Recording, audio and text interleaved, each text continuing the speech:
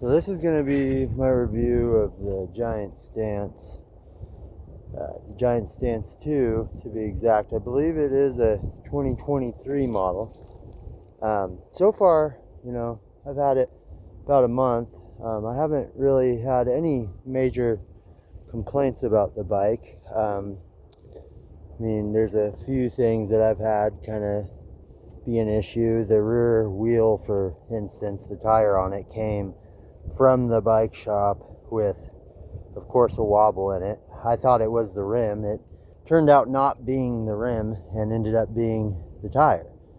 So that was kind of disappointing. I understand this is, like an entry budget kind of bike, so you kind of can't expect, it to be perfect, but at the same time, I kind of feel like even at a lower end at, $1,500, it still shouldn't be, having wobble in a brand new tire or, stuff like that. Overall though, it has hydraulic disc brakes, front and rear, Tektro. I've kind of experienced here and there a little bit of fade on the rear. Nothing too crazy, but so that probably will be something that I do change. Overall, the bike is still completely stock. I have not made any upgrades so far. It does have a dropper post, which is nice for that price range. And that one thing I'm not like a huge fan of overall is probably the Crest front end. The Crest fork is not for sure my favorite. It is boost, so that's kind of cool. It's 130 mils of travel. But I find, as you can see here, I'm on a ride now, and you can see that was probably like a 3-foot total air time off of a little drop, and still almost not quite bottomed out, but pretty close. Runs through the travel pretty quick. I am a skinnier rider, so I could try playing with forks and, playing with the air pressure. That might help a little bit. But yeah, it's a 1x10 drivetrain, which is pretty nice. It's not terrible. The Praxis crank, I haven't really had any issues with. I don't really know much about them, but it's not been an issue too bad. It has the Radian SR Suntour shock on the rear.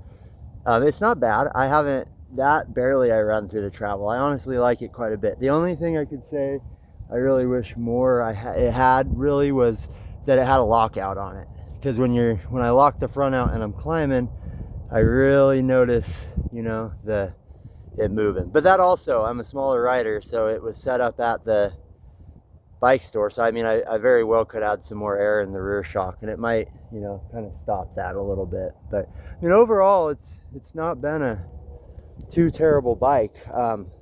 I can't really get into the geometry off the top of my head. I'm not quite sure about geometry, but I just figured, I didn't really see many videos out there about this bike for a long-term review. And I do some steeper stuff. I do like some blacks here and there, but mostly blues, and it does fine. I've not, been, too disappointed with it. The one other thing it's boost front, which is awesome because you can go as, other forks. It's got tapered head tube, which is awesome.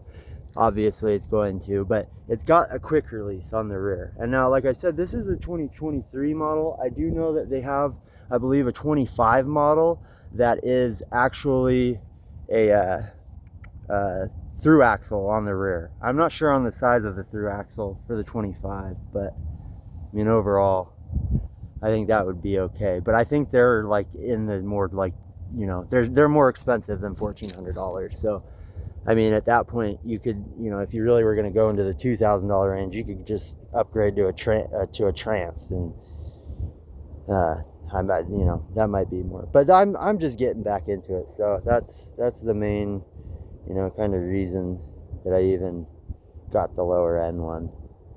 I was looking at some of those Arc Trail stuff, but I don't know. I don't really know how that stuff's gonna hold, so I don't know.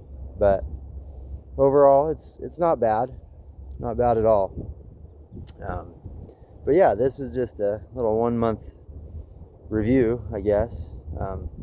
Yeah, this is like my first video, so if it's a little bit painful to watch, you know, I apologize. But yeah, hopefully I'll get some more stuff to review. And yeah, thanks for watching. I'll try and upload another video of maybe some geometry, a little bit more about that. But yeah, thank you.